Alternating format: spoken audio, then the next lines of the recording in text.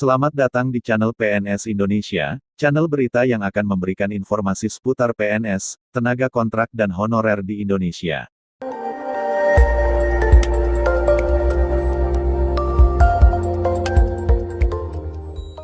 Selamat datang kembali sahabat PNS Indonesia, sebelumnya saya mengucapkan selamat menunaikan ibadah puasa, bagi semua umat muslim.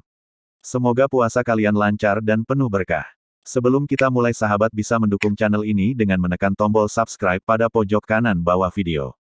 Berita hari ini, kami akan menyampaikan kabar mengenai pantauan terbaru seputar THR PNS, CPNS dan PPPK yang sedang ditunggu-tunggu. Simak baik-baik sahabat PNS, kita mulai beritanya. Menjelang Hari Raya Idul Fitri 1442 Hijriah, para pekerja dan buruh, termasuk pegawai negeri sipil PNS, akan menerima tunjangan Hari Raya THR. THR bagi pekerja dan buruh akan diberikan perusahaan sesuai dengan peraturan yang berlaku. Selain pekerja swasta, THR tentu saja menjadi kewajiban rutin tahunan pemerintah bagi para ASN. Menkes sudah memastikan THR tahun ini akan dibayar penuh tanpa potongan sepeser pun. Meski sampai saat ini RPP THR bagi para ASN masih belum selesai. Sementara itu THR bagi PNS, CPNS dan PPPK tahun ini, disebutkan akan dicairkan pada H-10 sebelum Lebaran. Hal ini mengacu pada aturan yang berlaku. Tapi apakah THR dan gaji ke-13 bagi PPPK sudah pasti cair? Bagaimana pendanaannya? Karena urusan pembayaran gaji PPPK adalah kewenangan daerah masing-masing. Apabila THR bagi PNS sudah menemui kejelasan, yaitu akan dicairkan pada H-10 Lebaran, bagaimana dengan THR bagi PPPK? Berdasarkan informasi yang dapat kami rangkum, kebijakan pemberian THR untuk PNS, CPNS dan PPPK sudah dialokasi dalam dana DAU tahun 2021 yang terdiri dari belanja pegawai PNS daerah, formasi CPNS daerah 2021, formasi PPPK 2021. Juga kebijakan pemberian THR dan tunjangan penghasilan ke-13 tahun 2021 untuk PNS, CPNS dan PPPK.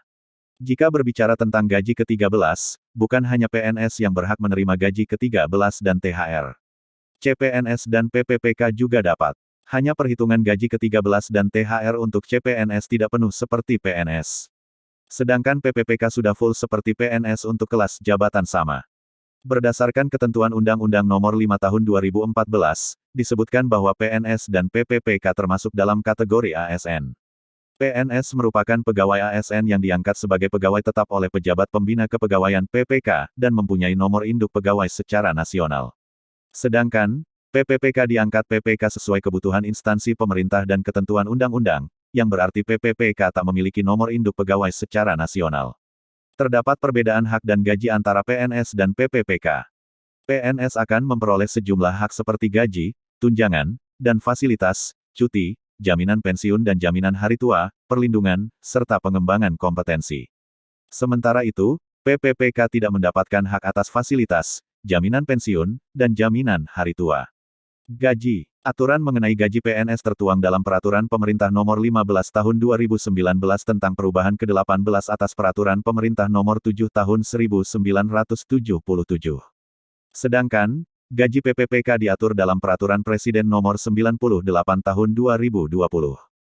Melansir Perpres Nomor 98 Tahun 2020 Pasal 5, disebutkan bahwa gaji dan tunjangan bagi PPPK yang bekerja di instansi pusat dibebankan pada anggaran pendapatan dan belanja negara (APBN). Sementara gaji dan tunjangan PPPK di instansi daerah, dibebankan pada anggaran pendapatan dan belanja daerah (APBD).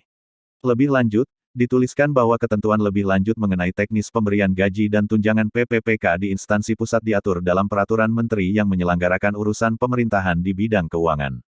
Dan ketentuan mengenai teknis pemberian gaji dan tunjangan PPPK di instansi daerah diatur dalam Peraturan Menteri yang menyelenggarakan urusan pemerintahan di bidang dalam negeri.